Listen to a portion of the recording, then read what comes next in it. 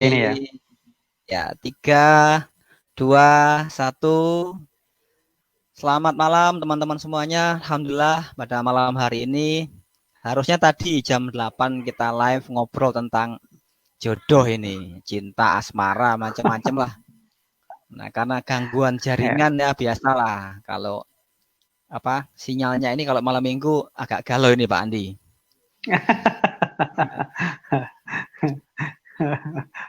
Nah, ini tema yang pas kali ya Pak ini Pak ya. Ya. Kita udahlah pokoknya kita ngomong tentang asmara, cinta, jodoh apalah gitu Pak Andi.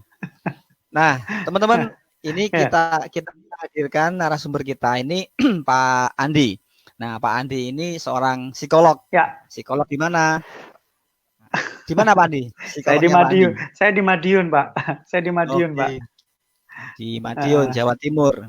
Iya, betul. Nah, terus kita undang satu lagi sahabat kita, Pak Beni. Selamat malam, Pak Beni. Aduh. Malam. Ketemu ya. Ini trio wek-wek ketemu ini ya. Trio wek-wek ketemu ini. Oke, nah teman-teman kalau live kita pada malam hari ini tema kita agak santai ya, jadi tidak terlalu serius. Biasanya kan materinya berat-berat, kita ngomong coaching, kita ngomong training, public speaking. Nah, malam ini kita ngomong cinta. Oke, cinta. Wih, ini gak akan ada habisnya loh ini bahas itu. Nah, ini kita sharing aja. Kalau Pak Andi, menurut Pak Andi sebagai seorang psikolog itu cinta itu apa Pak Andi? Wah, ini agak berat loh ini. Itu pertanyaan simpel, tapi jawabnya susah itu. Iya, ini tanpa persiapan sebenarnya ya kalau harus membahas soal secara teori. Sebenarnya kalau kita bilang cinta itu ada 3. Saya lupa sih ya untuk teorinya. Nanti kayaknya kita perlu membahas itu kalau misalnya lebih dalam lagi kita akan konsep lagi deh. Cuman yang jelas ketika kita membahas tentang cinta, nah ini secara universal lah ya. Artinya bagaimana kita bisa memberikan sesuatu hal yang istilahnya memberikan perhatian, kasih sayang dan lain sebagainya. Jadi ketika kita membahas tentang cinta, mungkin kan tidak terbatas pada misalnya saya cinta pada si cewek A gitu ya, tetapi mungkin ini adalah lebih ke secara spesifik ya, secara holistik ya, artinya secara universal bagaimana saya memberikan perhatian kepada orang lain tanpa harus saya harus meminta balasan cinta dari orang tersebut. Jadi itu sih, jadi bagaimana kita memberi itu yang dinamakan cinta. Itu kalau dari saya ya, kalau secara teori nantilah ya. Susah ini kalau bahas teori malam ya. Ini kita abaikan teori Pak, kita langsung praktek aja ini. Pak Beni, nah ini Pak Beni benar. Cinta itu apa Pak Beni? Cinta itu ya cincin yang disita.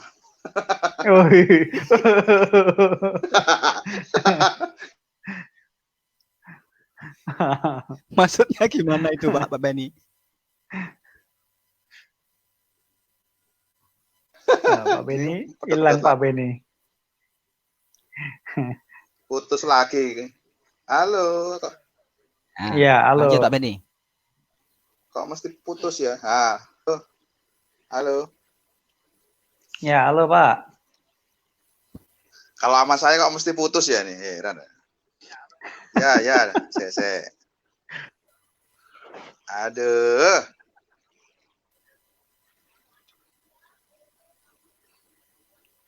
Ayo Pak Beni. Halo, ya, bisa silakan dengar? Silakan Pak. Ya, cinta itu masih bisa apa dengar Pak ya? Ya.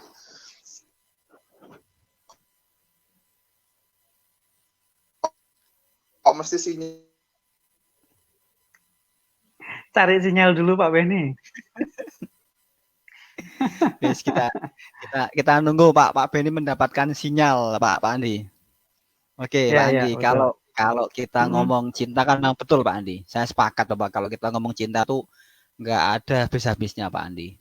Mulai dari anak-anak, remaja, dewasa, kemudian mencintai yang tidak boleh dicintai, itu kan masalah itu. Kita mau bahas dari yang masalah atau yang dari asik-asiknya ini?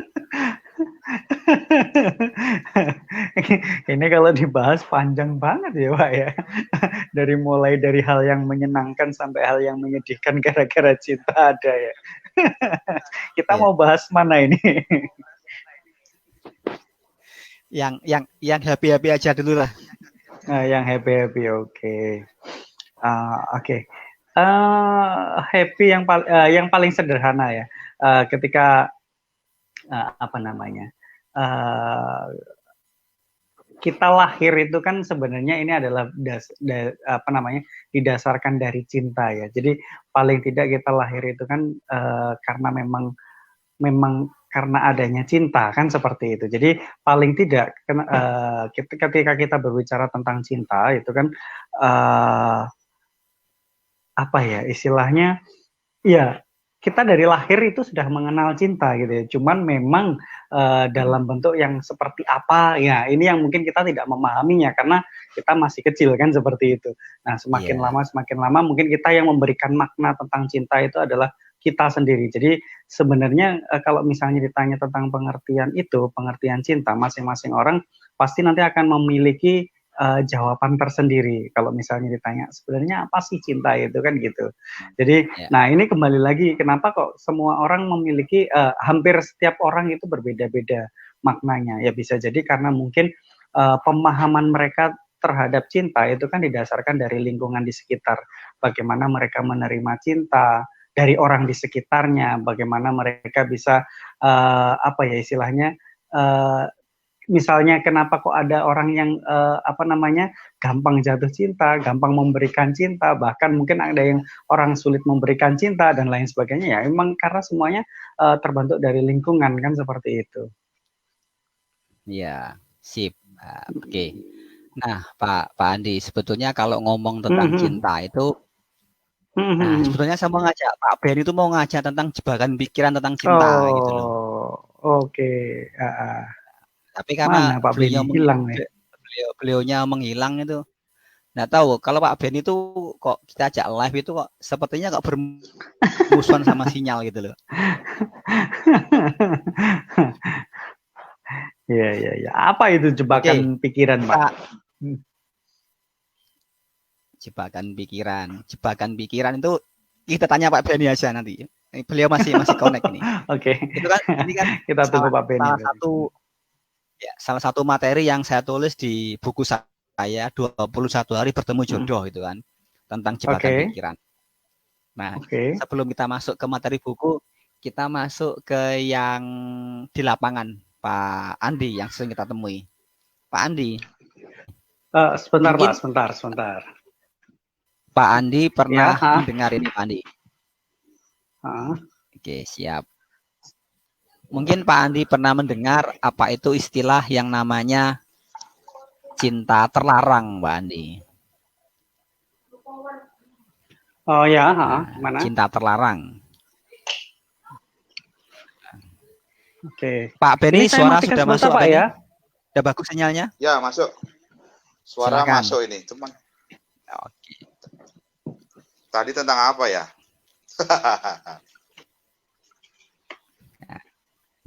Cinta itu cincin yang disita. Loh, kenapa kok disita, Pak Beni? Oh iya, disita. Karena kalau nggak disita nanti digadekan. Oh, gitu ya. Nah, ini ada yang menarik ini, Pak Beni. Iya, bagaimana? Nah, nih. Yang menarik adalah kalau kita ngomong cinta itu kan manusia kan secara state kan ada pikiran, ada perasaan, ada fisiologi, ada emosi, ada mental dan sebagainya, Pak Beni. Nah, kalau kita ngomong tentang jebakan pikiran, pikiran kok bisa dijebak itu gimana, Pak Beni? Silakan, Pak Beni. Pikiran dijebak itu ya. Makanya kalau pikiran jebak itu mesti karena cintanya sudah muncul. Ya. Kalau cintanya belum muncul ya logika dan logisnya masih bisa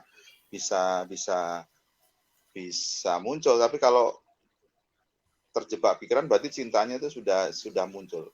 Rasa sayangnya. Oh. Makanya kan ada istilah love is blind gitu. Ya dah. Life is blind. Cinta itu buta. Iya. Iya, makanya begitu udah cinta itu logika berpikirnya mati. Gitu. Cara pandangnya jadi tidak berlogika. Akal pikirannya juga jadi buntu, gitu kan. Bahkan kalau kita ngelihat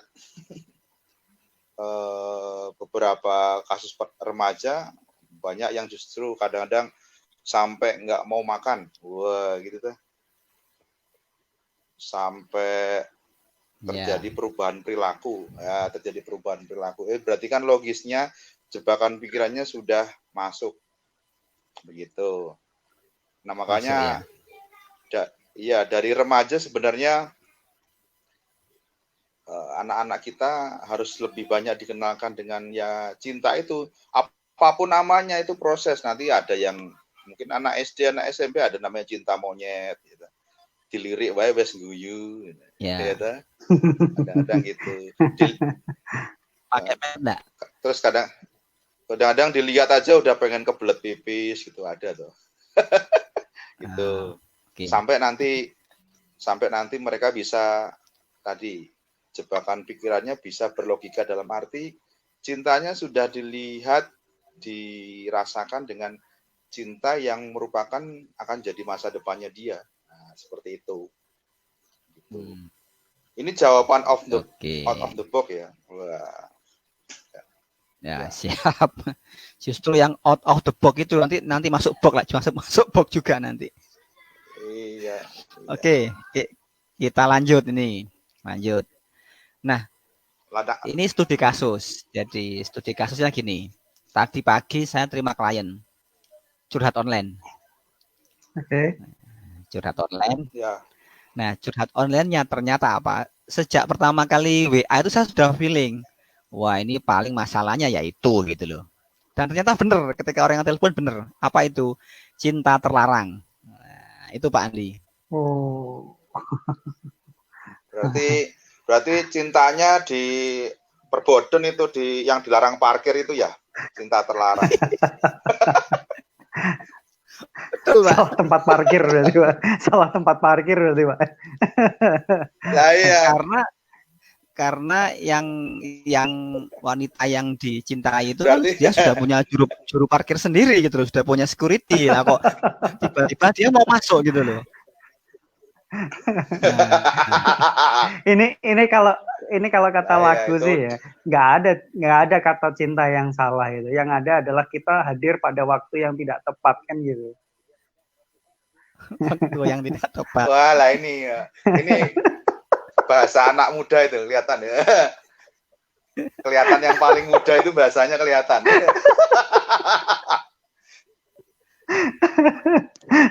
Iya, bahasa lebih diplomatis Pak ya. Iya. Nek bahasanya saya sama Pak Ilyas mungkin beda. Kalau Pak Ilyas itu apa ya, dunia pesantren. Ayo kowe gelem karo aku ora? Langsung ngono kali ya Pak Ilyas.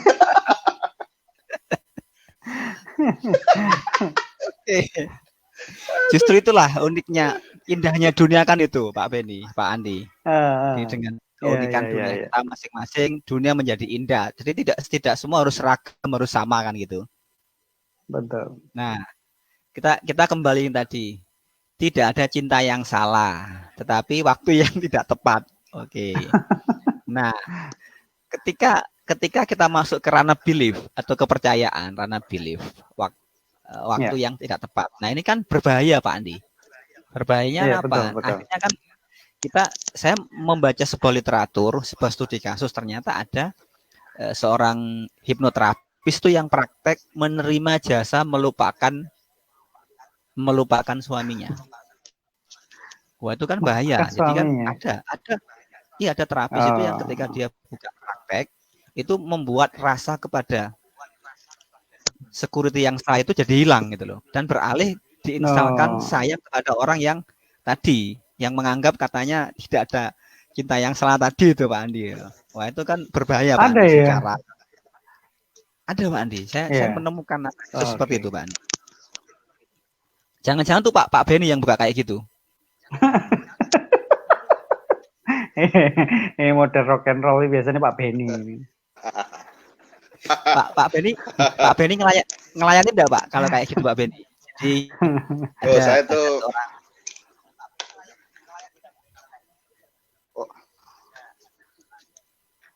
Ya, saya nih rocker berattitude saya, Pak.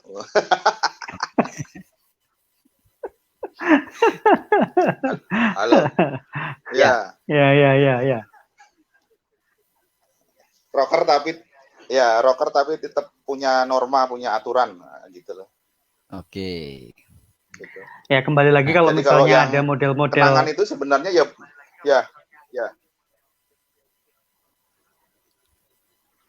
Silakan Pak Andi dulu. Pak Andi. Ya, terus. Sebenarnya kalau kita bicara tentang model-model terapis yang seperti itu kan karena mungkin ada beberapa hal yang mungkin tidak memenuhi etika ya, artinya tetap seharusnya harus memenuhi kode etik dengan hal yang semacam itu, dengan kasus yang tadi disampaikan oleh Pak Ilyas bahwa ini terkait dengan melupakan si juru parkirnya yang sah gitu ya. Nah ini kan sesuatu hal yang mungkin saya pikir itu sesuatu hal yang tidak ilegal lah ya, artinya seperti itu, dan itu di luar kode etik seperti itu. Cuman ya kita kan tidak membahas tentang kode etiknya itu ya, tapi pada dasarnya sebenarnya begini, saya tertarik dengan tadi Pak Beni mengatakan bahwa ada etika gitu ya, artinya etika di dalam kita istilahnya menyukai seseorang itu pun juga sebenarnya juga punya etika kan begitu. Ketika misalnya begini sajalah, ketika saya suka dengan seseorang cewek gitu ya, dan dia sudah punya suami. Nah, ya etikanya kan kita kan nggak terus melanjutkan kan seperti itu. Cinta itu tidak ada yang tiba dengan ujuk-ujuk. Kalau saya sih mengatakan seperti itu ya. Nggak ada yang tiba dengan datang dengan tiba-tiba, itu tidak ada. Tapi itu adalah sebuah proses. Nah, kalau misalnya dikatakan bahwa saya pertama kali ketemu itu ada getaran-getaran, saya pikir itu kan sebenarnya hanya tanda saja gitu loh. Nah, akan menjadi sebuah cinta yang akan lebih mendalam kalau misalnya gejala itu, tanda-tanda itu akan dipupuk gitu ya. Misalnya dipupuk itu misalnya dengan cara komunikasi diintenskan seperti itu, terus kemudian kita istilahnya stalking dengan entah mungkin di Instagram, WA dan lain sebagainya. Nah, ini adalah salah satu kita memupuk rasa cinta begitu. Nah, akhirnya yang tadinya saya katakan tadi ini adalah di waktu yang tidak tepat. Nah, ketika kita tahu sebenarnya ini tidak pas gitu ya, seharusnya itu kita harus bisa membatasi. Jadi kita tidak harus memupuknya, kan seperti itu. Nah, kalau misalnya sudah terlanjur seperti ini, terus yang disalahkan siapa kan begitu? Jangan-jangan yang disalahkan keadaan. Katanya cinta nggak bisa kita tidak bisa melarang cinta itu datang. Nah, sebenarnya kita bisa mengantisipasi kalau misalnya kita mau kan gitu ya. Karena saya berpikir bahwa cinta itu nggak ada yang datang dengan tiba-tiba. Itu adalah sebuah proses gitu. Oke, siap. Monggo Pak Beni nambah Pak Beni. Dengan out of the box-nya Pak Beni. Ya kalau betul, cinta memang lewat proses ya, karena dari proses itu kita belajar bagaimana kita mengenali pasangan kita, baik itu nanti di dunia pacaran atau setelah mungkin kita menikah, walaupun mungkin nanti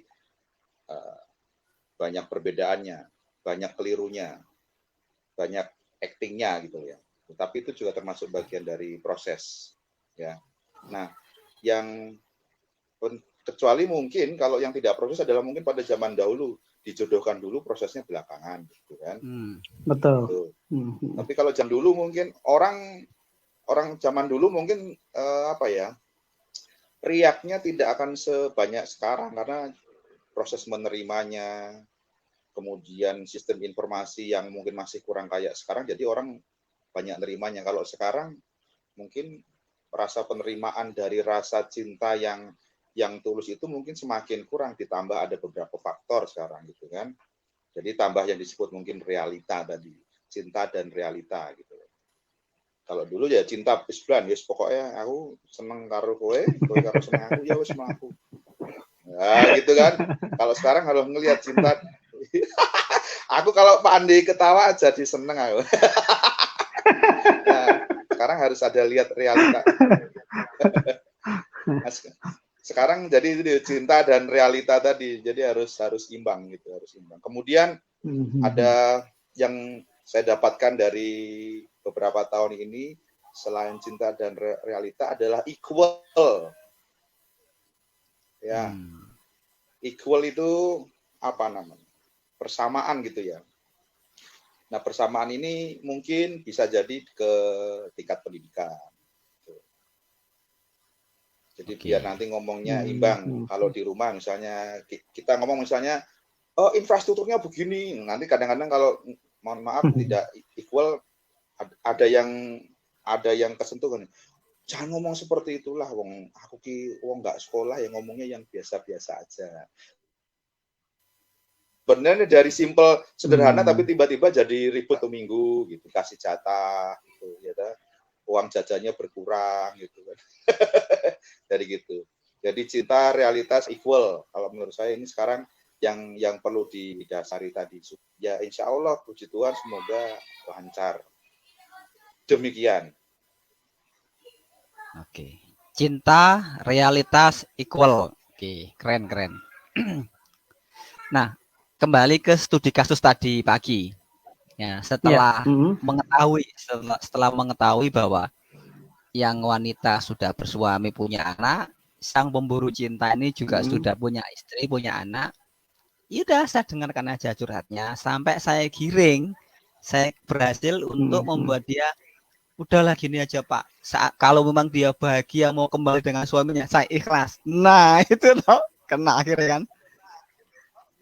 Jadi saya tidak berusaha mendukung dia untuk mengejar dia. Emang zamannya Ken Aro apa itu? Bunuh Tunggul Ametung kan ini bukan zaman Ken Aro gitu kan. Nah, dikondisikan dengan beberapa hal, dengarkan, samakan, arahkan. Gitu Pak Beni. Dan alhamdulillah kan mulai muncul kesadaran untuk menerima. Jadi sisi baiknya dimunculkan. Jadi yang awalnya berburu, pokoknya harus jadi milikku menjadi asalkan dia bahagia, apapun yang terjadi, saya menerima. Yes, klik Pak Andi. Ya, betul. Nah, kalau Pak Andi di ranah sebagai seorang psikolog itu kalau nemui kasus maling-malingan tuh gimana Pak Andi? Dengan kondisi yang tadi ya, seperti kasusnya Pak Ilyas tadi ya? Kasusnya orang lain Pak, bukan saya Pak. Oh, nggak, maksudnya dengan tipe yang model sama seperti itu? Atau bagaimana?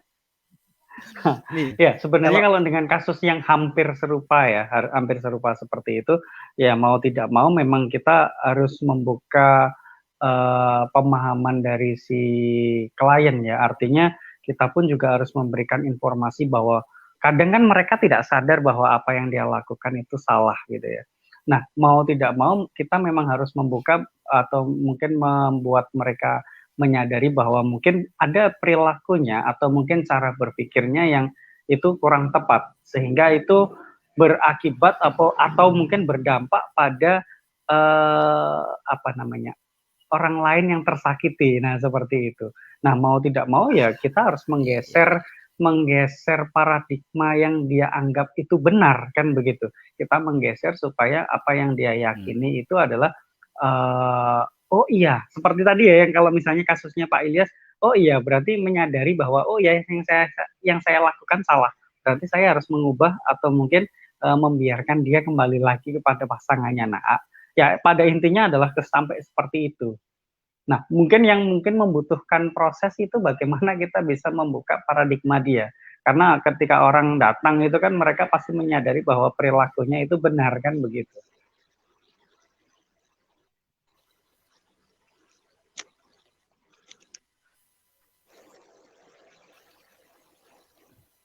Ya, ini Pak Andi mendadak suaranya menghilang Pak Andi. Oh, iya, suaranya hilang Pak ya? Halo, cek. Oke, lanjut Pak Andi, suaranya menghilang Pak Andi. Tadi saya sampai mana Pak ngomongnya Pak yang hilang?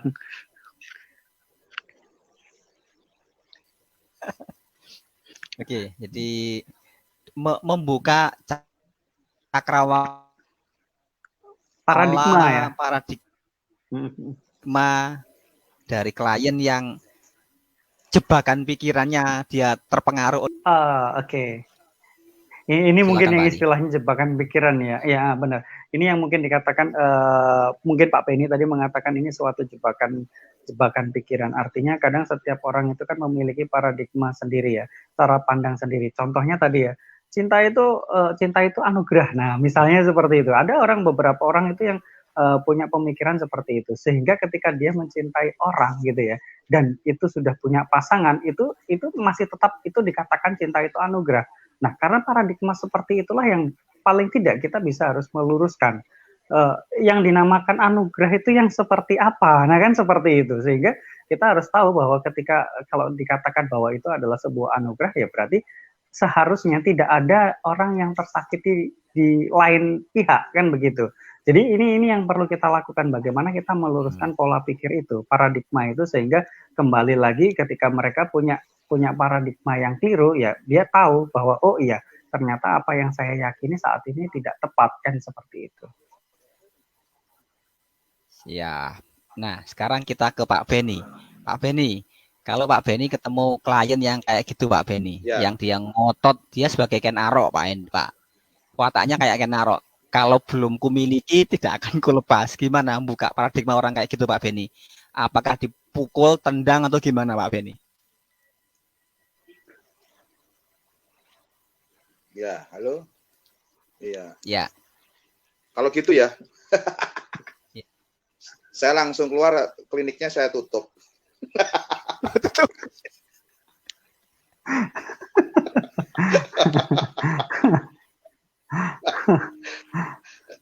saya iya, kan itu berarti kan mental blocknya masih tinggi tuh itu kalau kayak gitu. Iya, betul.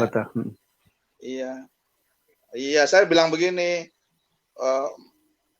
dia dengerin, saya udah beres-beres aja, beres-beres kertas, dia ngomong gitu, tiba-tiba, lu kenapa Pak? Saya mau tutup, lah saya belum cerita, besok 2 hari lagi aja Bapak kesini lagi aja gitu. Oh. Iya, sampai pada suatu titik tertentu dia baru bilang berdasarkan logika ya, bukan otot gitu aja. Satu begitu, kalau atau boleh ada dua cara. Ada dua cara. Dia cerita saja gitu, saya diam, saya ambil kertas gitu. Mungkin dikiranya saya mencatat apa yang dia curhatkan, tapi saya gambar Donald BB aja di kertas itu gitu. Pak Penny jahat ini. Gambar Donald BB. Oh iya, dia pura-pura cerita gitu. Jadi yang kita perlukan kan data objektif gitu ya. Yeah. Yang kita perlukan data objektif, bukan subjektif lah. Bagi kita para praktisi pikiran begini, kalau misalnya klien atau siapapun dalam perlu bantuan atau katakanlah menjadi klien kita, dia masih dalam kondisi yang subjektif, yaitu berarti kita belum bisa menempatkan dia dalam kondisi data yang objektif gitu.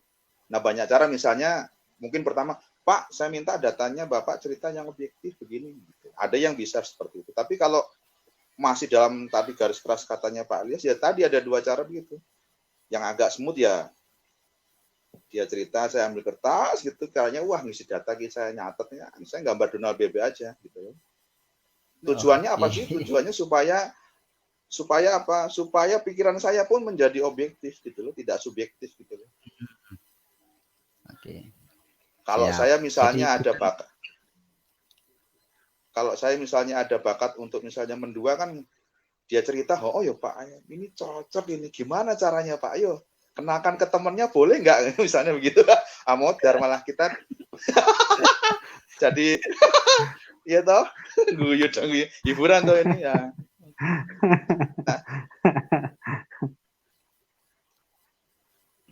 Iya, berarti kan Oke, kita harus dalam kondisi stage 0 yang memang benar-benar tadi kita punya attitude, punya kode etik gitu. Ya, siap. monggo. Tadi Pak Andi mau nambahkan apa itu? Kita sapa. Aduh, ngomong. Silakan Pak Andi. Lupa Pak, nanti aja Pak. Nanti kalau udah ini, udah ingat nanti. lupa Pak tadi mau ngomong apa Pak. Oke, kita sapa dulu.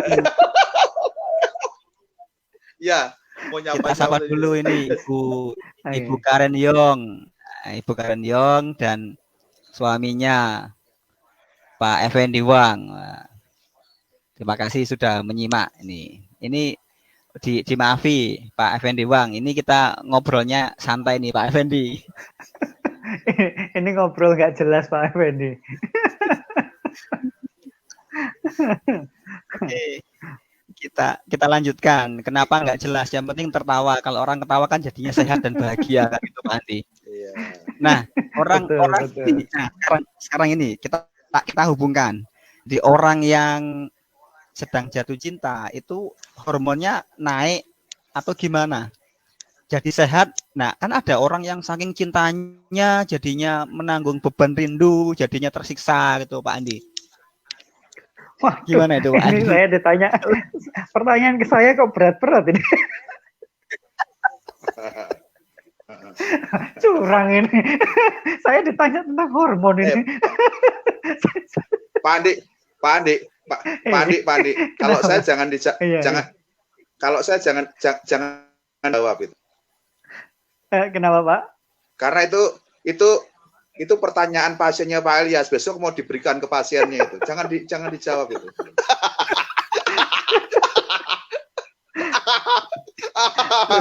jangan dijawab. Kliennya sudah selesai Pak Beni, Jangan khawatir. Kliennya sudah selesai. Jangan.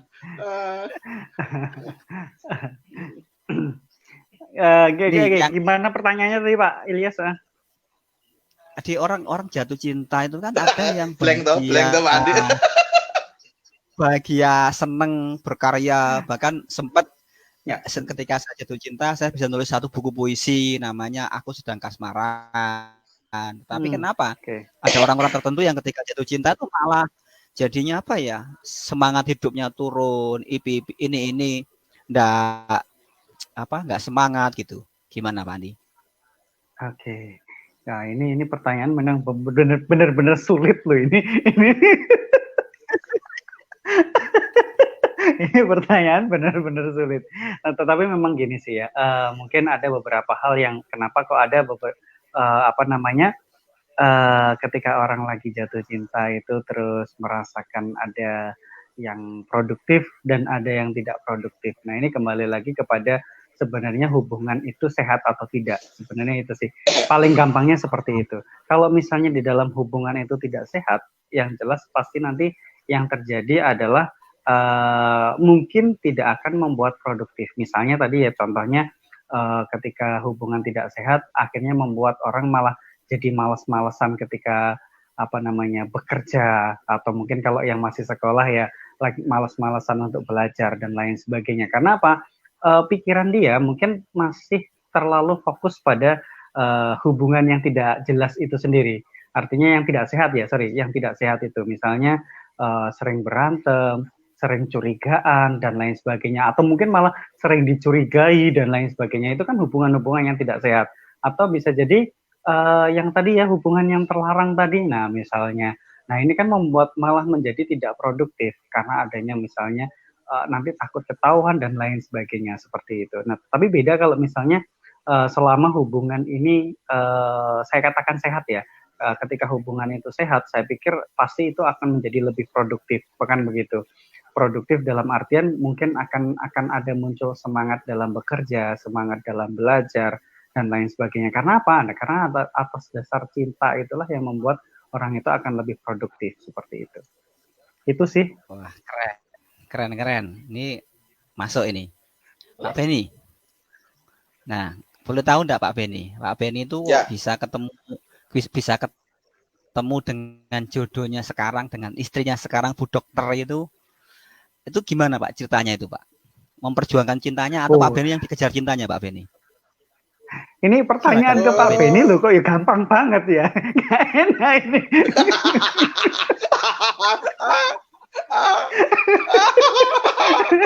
Ke saya loh kok. Terus pertanyaannya suruh saya mikir gitu.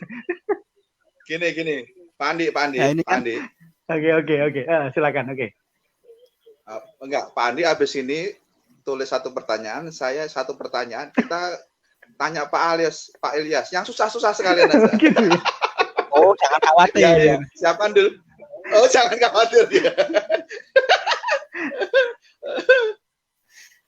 Pasti Pak Ilyas bisa jawab, udah minum kunir asem Power of Ranger itu. Kunir asem Bamut. Disponsori oleh kunir asem Bamut ya. Ya, siap. Ini kebetulan istri saya ada di sekitar sini, jadi denger dia, biar dia denger sekalian. Halo? Oke, siap. Ya, halo. Siap, ya, lanjut. Jadi, ya dulu bertemunya itu ya, saya di Jogja, istri saya di Jakarta. Ya. Lanjut. Halo? Ya, lanjutlah. Lanjut. Ya, saya kuliah di Jogja, istri saya kuliah di Jakarta, saya kuliah di Jogja gitu ya.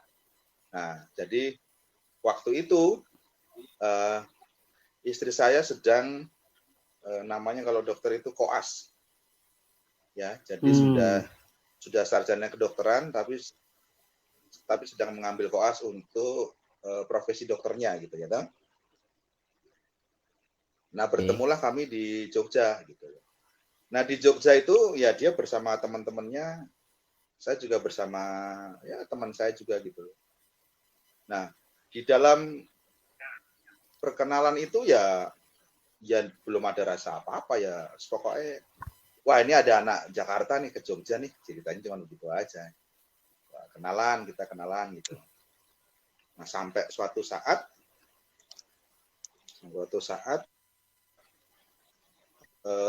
setelah berapa tahun ya, 3 atau 4 tahun gitu, kami komunikasi kembali pada saat mau lulus ya, saya mau lulus gitu, kami kenalan.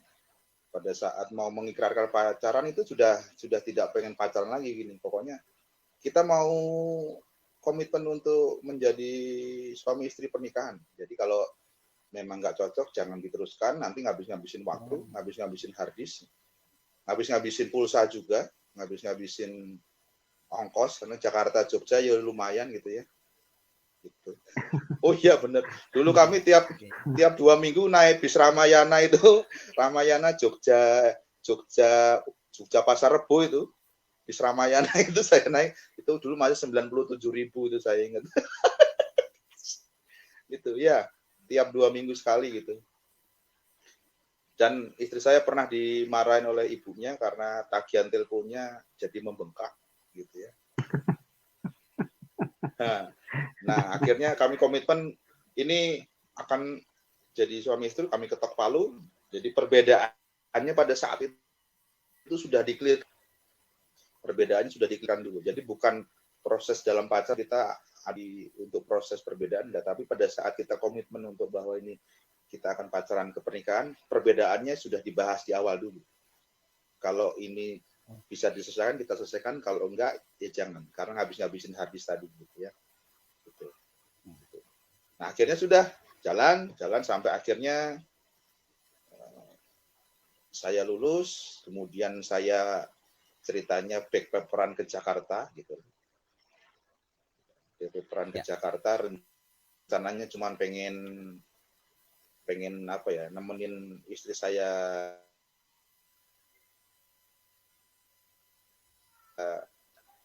tinggal dapat pekerjaan di Jakarta, ceritanya begitu.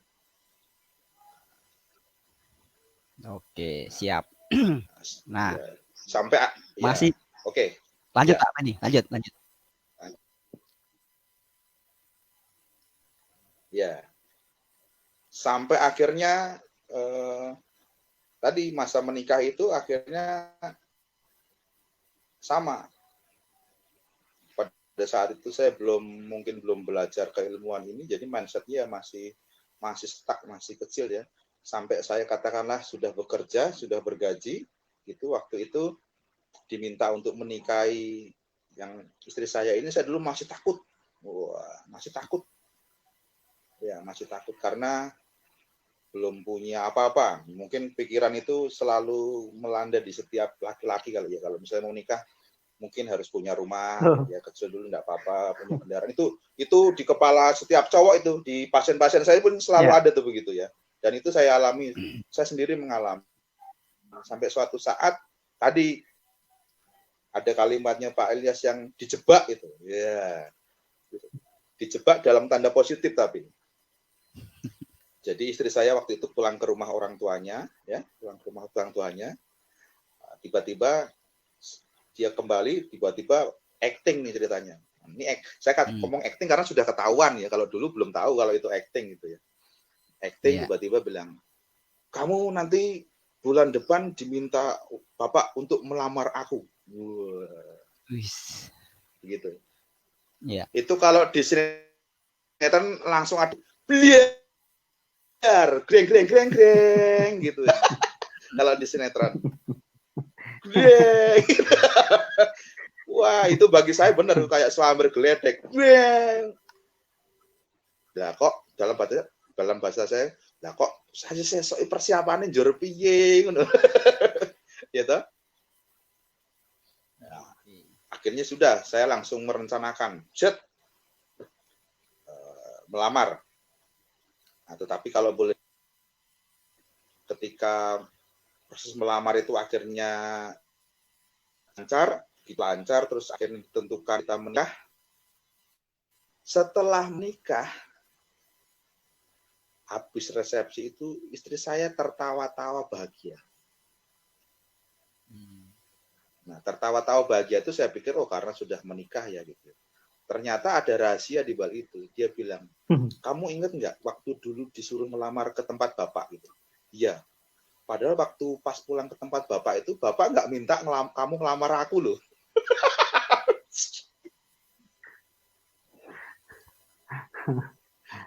Gitu. Lah ya. Bapak nggak minta kamu untuk ngelamar aku. Yang minta aku supaya kamu ndang cepet nikah. Lah itu Mbak. Itu aja dijebak juga itu. Dijebak dalam tanda positif. Oke. Ya, jadi waktu itu iya.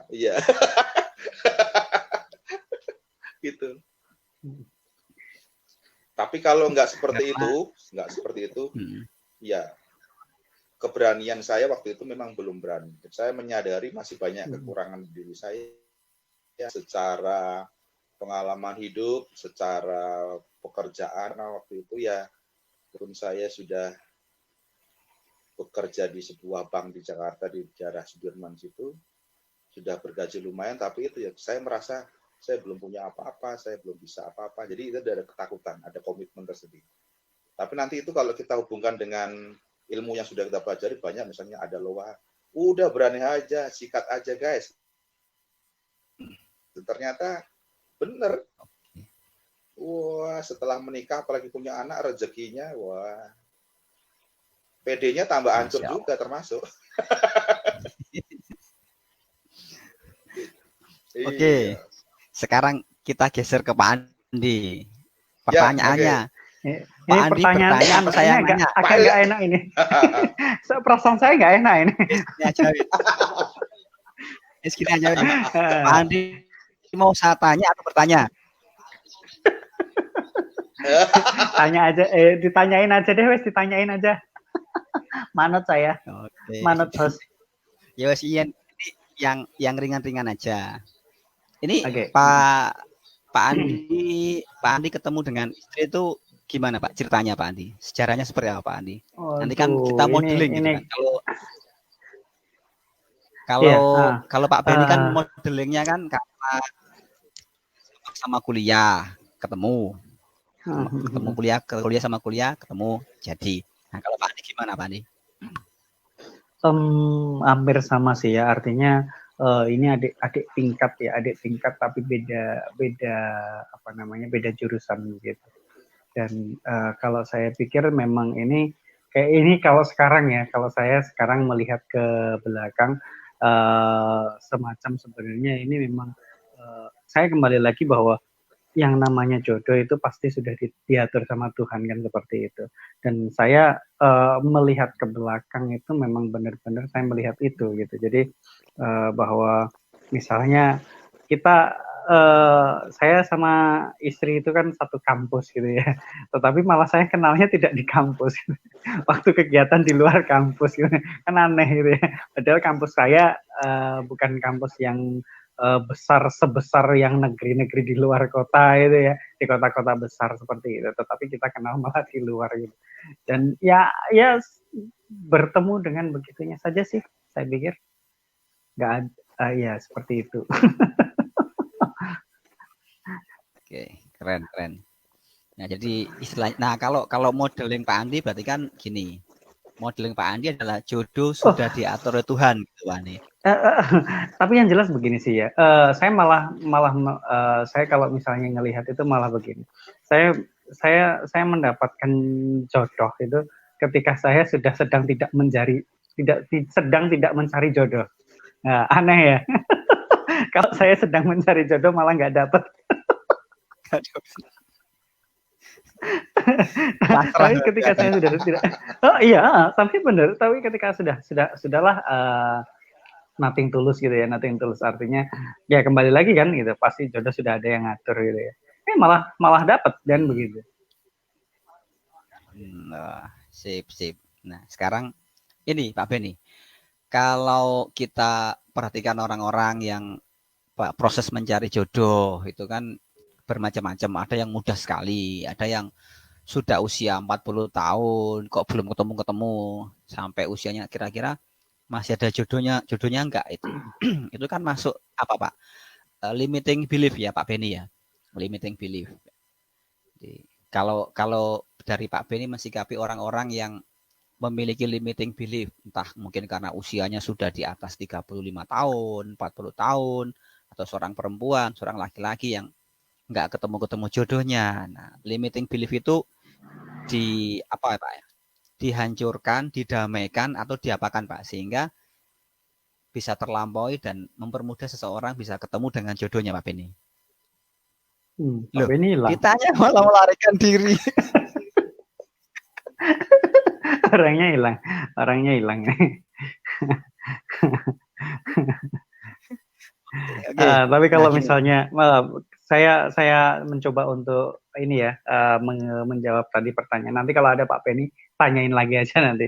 Tapi begini, ketika ada kasus-kasus seperti itu, mungkin secara manusiawi mungkin kita sebagai seorang terapis ya, kita bisa mencoba untuk membantu. Kalau tadi Pak Ilyas mengatakan ada limiting belief dan lain sebagainya. Cuman kembali lagi kan, iya, yang namanya jodoh itu ada yang ngatur gitu ya. Artinya bisa jadi memang saat ini masih belum ada dan mungkin baru ketemunya adalah setelah usia sekian gitu ya. Karena saya mengenal ada beberapa rekan itu ya, yang mereka mendapatkan jodoh itu memang di usia-usia yang sudah tidak cukup muda kan begitu, sekitar 40 dan lain sebagainya.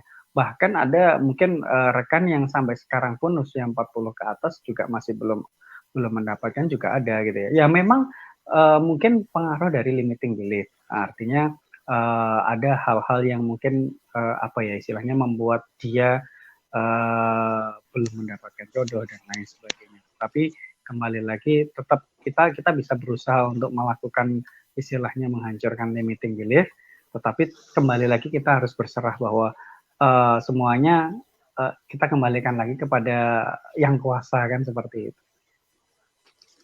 Oke, silakan Pak Beni. Tadi terputus limiting ya belief. Apa tadi? Itu terputus atau melarikan diri dari pertanyaan? Terputus ini. Ya kalau limiting belief itu yang kalau boleh saya katakan adalah kita ini dalam budaya Jawa masih ada limiting belief gitu, yang berhubungan dengan tadi ada bobot, bibit, bebet, ya toh. Nah, itu sebenarnya limited belief kita mau keluar nggak dari batasan itu? Bisa nggak misalnya anak yang bukan bangsawan ngelamar orang yang bangsawan gitu. Gitu. Terus sederhana kayak saya misalnya yang bukan dokter boleh nggak ngelamar orang yang dokter? Karena biasanya kalau di dokter ya calonnya dokter gitu. Dan itu harus berani. Limited beliefnya kita harus keluar dari situ. Atau misalnya, oh sederhana aja, oh kamu kampus swasta kok ngelamar orang yang sudah di kampus negeri misalnya. Ada banyak-banyak kejadian-kejadian begitu ya. Gitu. Ada juga misalnya, kamu orang Jawa ngelamar orang Batak yang marganya marga besar, marga tinggi, raja tinggi. Berani enggak? Nah, ini yang sebenarnya kita harus keluar dari limited belief kita. Nah, hubungannya dengan cinta tadi. Kita harus berani men-share-kan. Kalau saya boleh cerita pribadi saya, sederhana, saya dulu ketika melamar yang ditolak adalah dibahas ada karena saya anak broken home. Saya bapak ibu saya berpisah.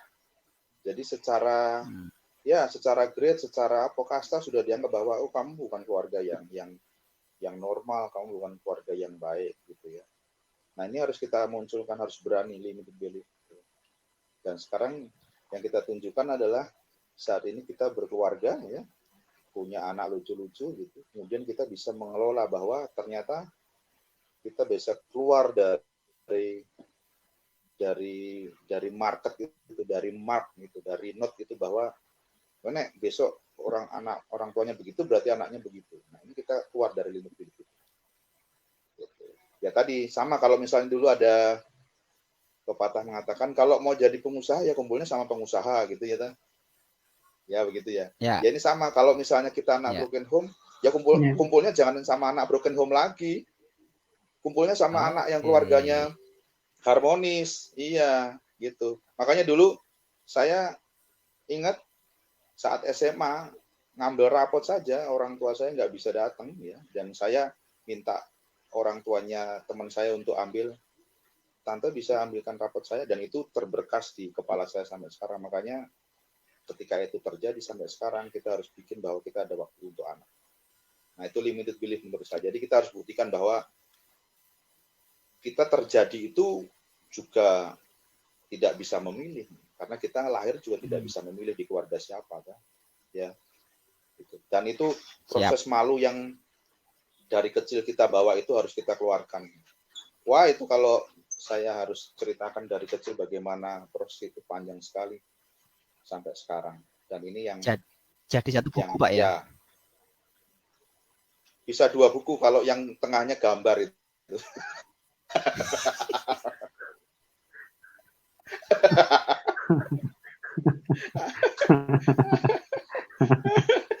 Yang tengah gambar, yang ada 15 halaman itu gambarnya itu kencurnya Pak Ilyas semua di tengah itu iklan.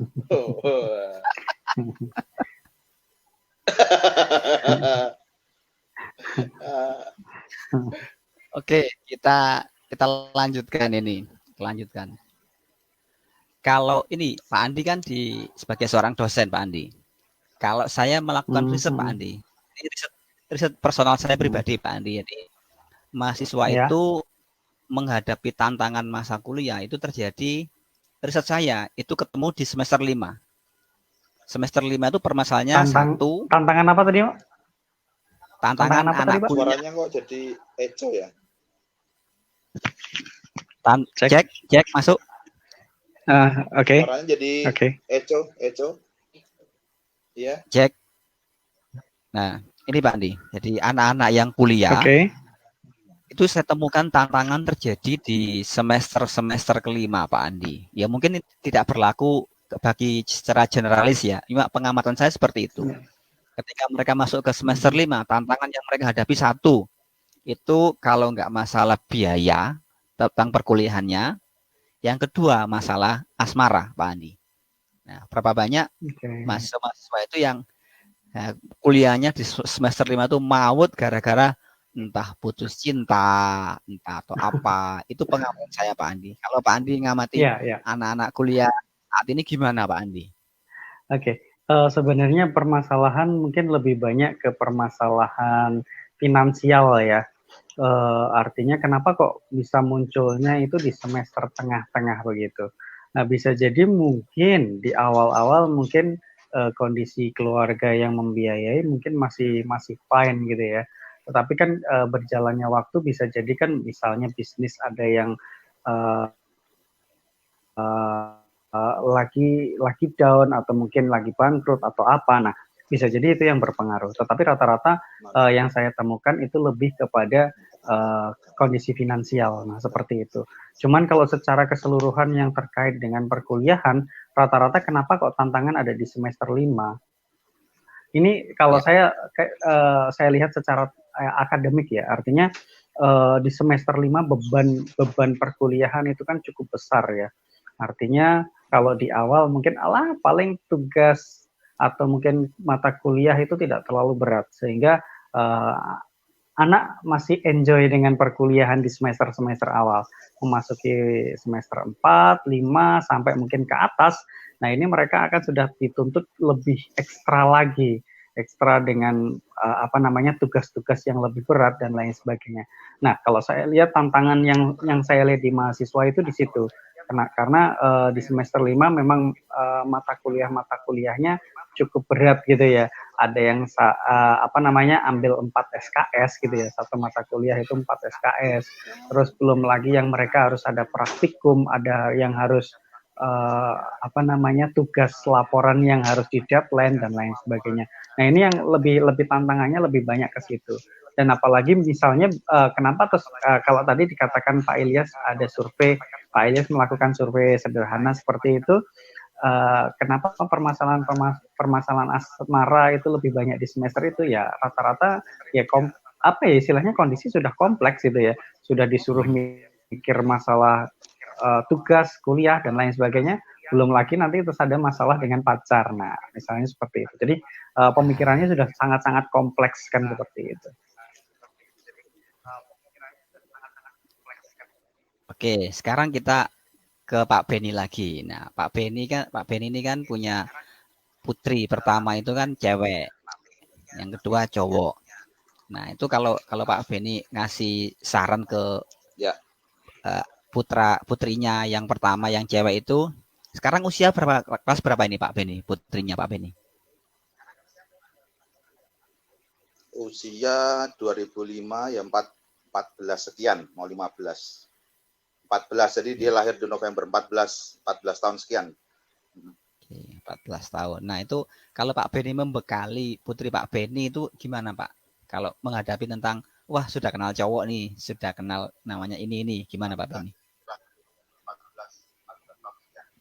Ya, kalau dari kami ya, ayah bundanya, papi maminya, dari zaman dia kecil pun kita sudah memberikan pemahaman bahwa kamu mengenal lawan jenis silahkan, mau pacaran kelas 2 SD pun boleh.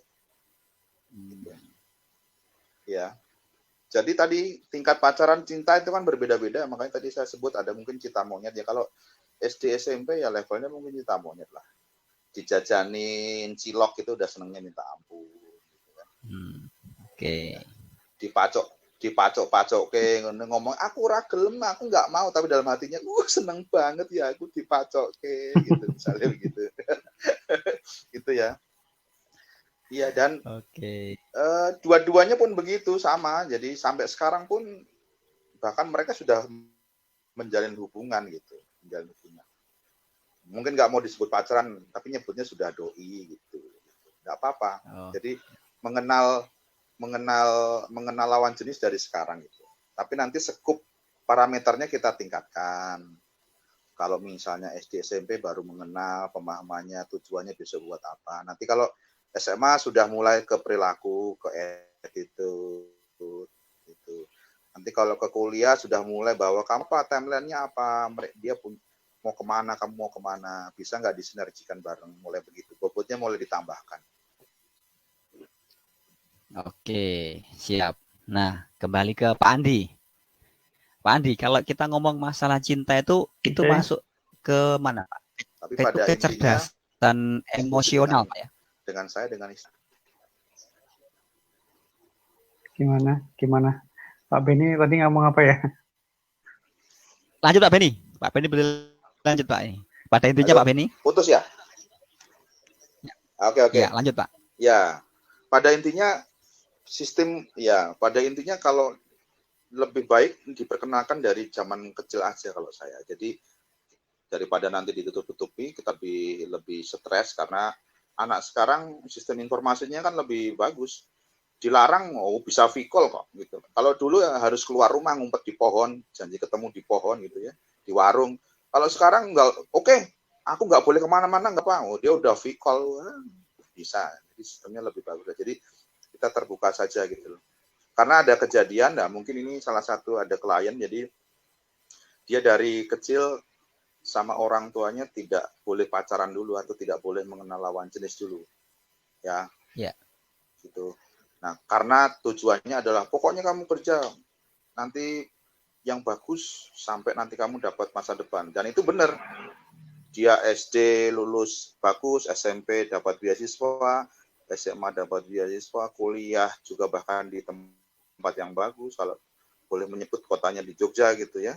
Nah, kemudian dia bekerja, bahkan setelah bekerja dia sempat mengenal pasangan cowok gitu ya, karena ini cewek, mengenal ya bolehlah dikatakan pacaran.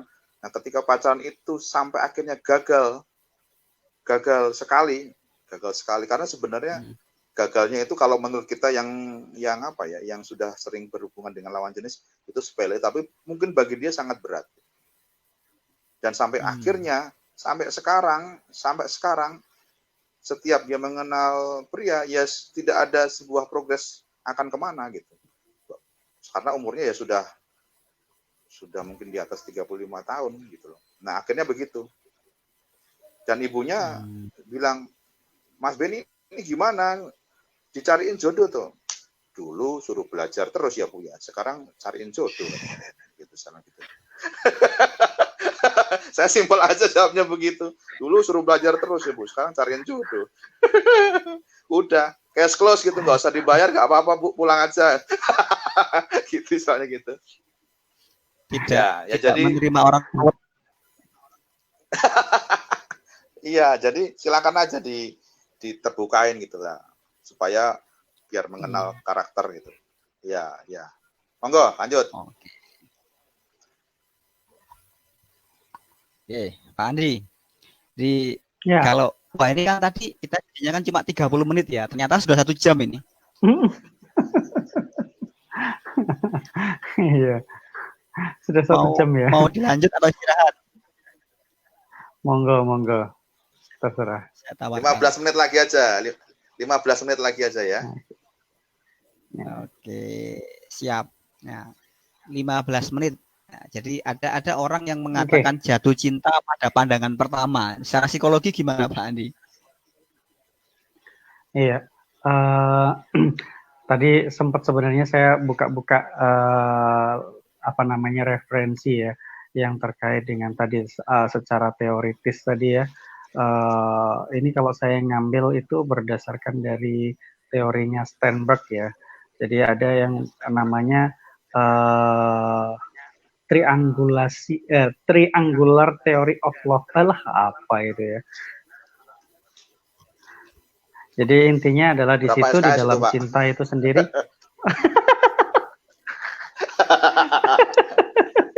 Kayaknya 3 SKS Pak, 3.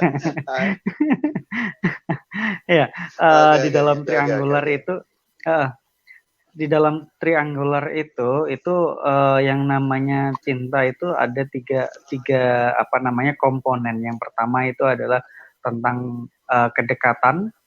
Jadi itu yang terkait dengan perasaan pengen dekat, hangat, romantis dan lain sebagainya. Terus kemudian itu terkait dengan hasrat. Jadi ini lebih ke arah ketertarikan secara fisik dan seksual. Dan yang ketiga itu adalah masalah komitmen, komponen komitmen. Jadi bagaimana mereka menetapkan sebuah hubungan itu didasarkan tiga komponen itu. Nah, kalau saya pikir ketika kita mengatakan bahwa cinta pada pandangan pertama itu sebenarnya kita itu sedang dalam posisi yang apa ya istilahnya, ada kedekatan gitu ya. Artinya kedekatan itu ada satu hal yang saya kok merasa klik gitu ya. Nah, tetapi apakah itu sebenarnya cinta? Sebenarnya ini kalau saya mengatakan ini sebenarnya awal dari cinta sih. Apa ya namanya ya? Ya yang saya katakan tadi ya, ada gejala gitu ya. Kalau orang sakit itu gejala. Nah, ini yang saya katakan bahwa ketika ada getaran-getaran itu ini adalah sebuah gejala. Nah, apakah gejala ini akan menjadi sebuah cinta atau tidak? Tergantung bagaimana kita memupuknya, kan seperti itu. Jadi kalau misalnya sekali pertama kali kok saya ada perasaan serak gitu ya. Nah, berarti bisa jadi gini sih, kalau saya secara pribadi saya mengatakan bahwa saya merasa bahwa ini sesuai dengan kriteria saya. Nah, seperti itu. Misalnya begini, wah saya punya kriteria ini A sampai Z begitu ya. Dan ketika saya ketemu dengan orang tersebut, loh kok cocok banget. Nah, seperti itu. Cuman apakah itu sudah dikatakan apakah itu cinta? Saya pikir itu masih dalam kondisi kita suka gitu ya. Bagaimana kita suka terhadap orang tersebut berdasarkan ciri-ciri tersebut begitu. Sehingga mau tidak mau ketika ini kita akan mengubahnya jadi cinta ya, kembali lagi proses kan begitu ya. Bagaimana proses itu bisa dilalui dari misalnya saya sering menghubungi dia sering menghubungi saya, sering jalan bareng, terus apa ya, iya saling memberikan perhatian dan lain sebagainya. Itu yang namanya kita memupuknya, sehingga yang terjadi kemudian cinta itu bisa tumbuhnya di situ. Oke, wah ini keren ini. Jadi pembahasannya sudah masuk ke ranah ada keilmuannya nih Pak Andi. Oke, nah sekarang kita ke Pak Beni nih. Pak Beni. Aduh ini. Kalau kita ngomong cinta, kalau kita ngomong cinta, saya kok tiba-tiba kalau lihat Pak Beni langsung muncul legenda ini Bandung Bondowoso Pak Beni. Bagaimana seorang laki-laki itu menerima tantangan dari seorang putri raja, tak terima cintamu, bangkon aku 1000 candi dalam satu malam. Gimana tuh Pak Beni?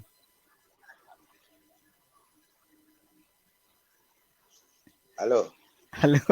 Ya. Ya. Itu berarti kita harus kayak di kelas dulu itu, main state dulu. Saya tak jadi Bandung Bondowoso dulu itu. Aduh. Iya, itu zaman dulu main state Bandung Bondowoso, ke kanan dan kiri sambil melet-melet ya, Pak Eko ya. Iya. Itu saudara kita kemana itu, kabarnya hilang itu. Pak Eko yang di Cilacap ini. Ya kalau dari dari esensinya kan berarti itu tantangan seorang pria untuk membuktikan cintanya gitu ya kepada sang wanita, walaupun mungkin ya sang wanita nggak cinta gitu, sehingga dia memang membuat sebuah tugas khusus yang mungkin tidak bisa dimasuk akal supaya gagal, sehingga tidak jadi ke wanita itu. Di tempat sekarang ya mungkin banyak itu, misalnya kamu harus membuktikan ini, membuktikan itu, banyak gitu ya. Tetapi tadi yang saya katakan di awal, apakah cinta itu sudah memang masuk dalam kata realita gitu ya. Kalau memang itu masuk dalam kata realita, ya ikuti saja tantangannya gitu.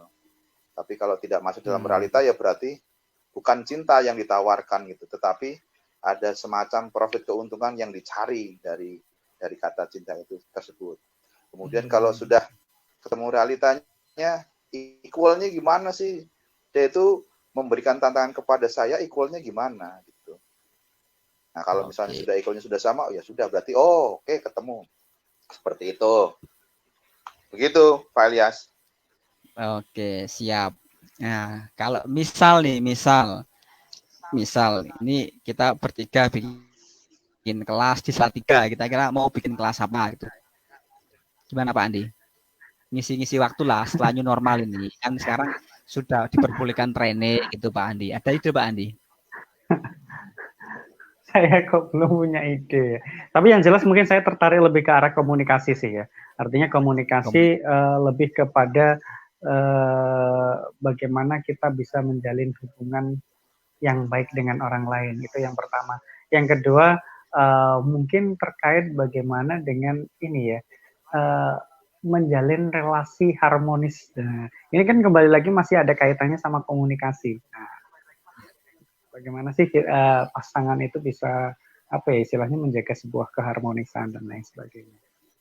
Oke, harmonis Pak Beni, kelas harmonis Pak Beni. Kira-kira kita ngajarkan apa Pak Beni di kelas harmonis Pak Beni? Iya, Ada kalau ide Pak Beni? harmonisasi, kalau mengacu kata pada harmonisasi itu kan berarti antara pemain cello, pemain drum, pemain trompet, ya, pemain gitar, ya, terjadi sinkronisasi yang bagus nada-nadanya gitu ya. Ya bagus kalau misalnya konsepnya masuk ke harmonisasi, basicnya di komunikasi, banyak yang bisa kita chunking up, chunking down misalnya gitu ya. Jadi misalnya contoh gitu. Kita anak mahasiswa yang mau sekaligus cari kerja. Oke. Nah, di situ nanti psikologinya masuk. Ya. Basic. Contoh misalnya tes psikologi ada model warteg tes tuh loh Pak Andi. Oh ya. Ada toh warteg tes. Pokoknya gambar apa aku pokoknya sing kiwa dhewe kan mesti gambar drum Pak Andi. Yang bunder kan gambar drum aku mesti. Paling kiri bawah kayak. Kalau yang kanan atas yang paling kanan atas yang titik aku mesti gambar layang-layang. Mesti. Gambar layang-layang nanti apalah aku Pak Andi. Nanti apalah. Dari situ ya. Jadi kita dari situ nanti kita bisa masuk sisi psikologinya ya toh.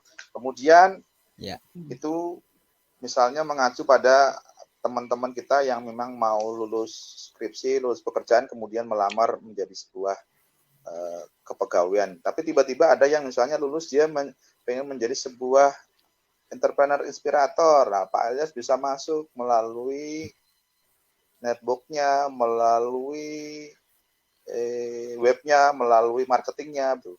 Ya toh? Harmonisasi toh berarti? Ya toh? Ya. Nah, kemudian kalau nanti misalnya ini bagian, Pak Beni. Ya. Jadi kalau misalnya terkait dengan itu berarti lebih tepatnya adalah bagaimana kita menyiapkan mental mahasiswa untuk apa ya setelah lulus kuliah begitu ya? Ya, betul. Setuju dengan kalimat bahasa itu. Nah, ini bahasa akademisnya masuk itu. Kalau saya kan bahasa rock and roll nih agak beda nih saya. Nah, kemudian dari situ kan nanti dari situ kan kalau kita misalnya kelasnya jangan sehari karena misalnya kalau sehari itu ngecracknya kan belum lama ya. Ngecrack orang itu ya minimal setengah hari biar lunak dulu, biar kita ngobrol dulu ya toh. Misalnya kelas 3 hari. Nah, di dalam perjalanan panjang kan nanti tiba-tiba ada misalnya wah saya nih harus ngejar skripsi dengan cepat karena saya sudah ditagih untuk menikah oleh pasangan saya. Nah, cinta kita yang kita bahas kita bisa bahas di dalam materi-materi ini gitu lah gitu. Kemudian nanti kalau misalnya sebagai bonus atau memang sebagai apa ya rasa tanggung jawab kita kepada klien, nanti misalnya setelah selesai saya bisa berikan beberapa kontak klien-klien saya yang perusahaan yang saya sering in-house training untuk bisa mendistribusikan mereka ke tempat mereka. Jadi ada bagian yang harmonisasi bisa diberikan lah. Nah ini cocok ini. Siap. Tinggal create-nya. Kalau iklan, kalau yang marketing, kalau yang gambar-gambar Pak Elias sudah pinter nih. Kalau saya yang marketing ya saya cuma bisa nonton saya. Marketingnya.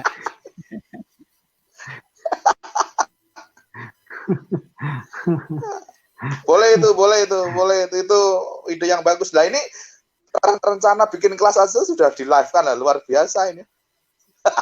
Ya.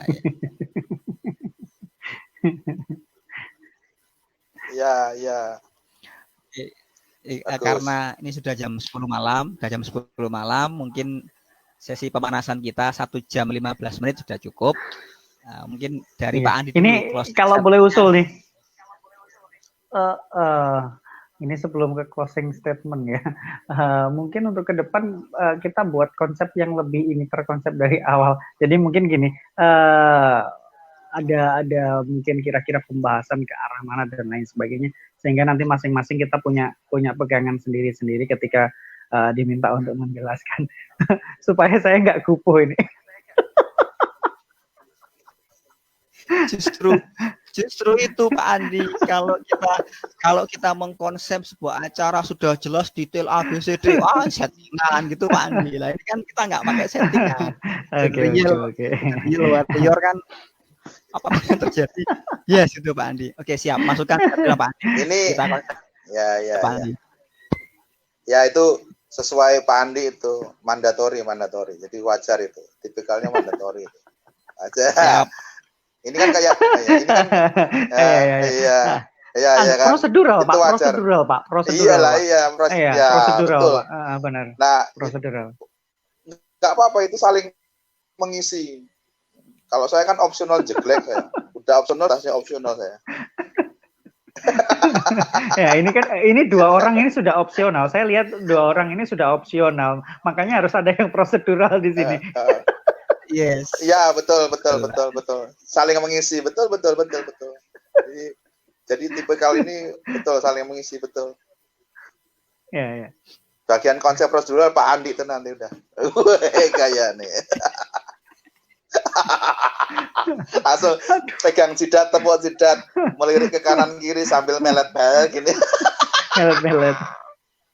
Iya, itu Pak Eko itu. Gimana dia itu? Lanjut Pak Andi. Oke, apa tadi closing statement ya? Konsep ya, closing statement. Oke, baik. Ketika kita berbicara tentang jodoh gitu ya, yang jelas mau tidak mau, kalau ini kembali lagi kepada pengalaman saya ya, artinya kita perlu kita punya apa istilahnya, kita harus berusaha, tetapi kita juga harus mengikhlaskan bahwa segala sesuatunya ada yang mengatur gitu ya. Jadi usaha wajib, usaha itu tetap, doa itu wajib. Nah, seperti itu. Oke, siap. Lanjut Pak Beni. Ya, kalau untuk jodoh itu bukan di tangan Tuhan, tapi di tangan yang mencari jodoh. Oke. Karena Tuhan akan meng-approve, akan mengamini siapapun yang akan kau cari dan kau tentukan sebagai jodohmu. Nah, jodoh itu tidak selalu sesuai seleramu, sesuai tipemu, bahkan sesuai dengan pandangan subjektivitasmu. Kadang-kadang yang berjodoh denganmu adalah orang yang jauh dari harapanmu. Orang yang jauh dari tipemu, orang yang jauh dari imajinasimu. Tetapi jodoh itu ibarat sebuah rel yang selalu bersama, tapi sampai titik tertentu tidak pernah bisa bersatu, tetapi dia akan selalu beriringan, saling mengisi. Dan kemudian jika memang itu jodohmu tanpa persepsimu tadi, tanpa parametermu tadi, berarti itu memang diberikan Tuhan untuk mengubah cara berpikirmu. Nikmati, enjoy, dan berterima kasihlah kepada Tuhan bahwa engkau masih diberi jodoh, walaupun bukan berdasarkan dengan cara pandangmu. Sayonara. Oke, siap. Terima kasih Pak Andi, terima kasih Pak Beni sudah menyempatkan waktu untuk sering-sering pemanasan kita pada malam minggu ini. Siap. Ini berarti besok acaranya Saturday Night Fever with Trio ecek-ecek. Ya. Oke, terima kasih. Oke, ya. Assalamualaikum warahmatullahi wabarakatuh. Salam sejahtera untuk kita semua. Waalaikumsalam. Waalaikumsalam warahmatullahi wabarakatuh. Terima kasih. Oke, alhamdulillahirobbilalamin. Terima kasih teman-teman pada kesempatan sore kali ini kita berbincang dengan Pak Beni, dengan Pak Andi dalam sesi sharing kita dari A sampai Z terkait dengan topik cinta, asmara, dan perjodohan. Nanti kita sambung lagi di sesi yang akan datang. Sampai ketemu lagi. Terima kasih. Assalamualaikum warahmatullahi wabarakatuh.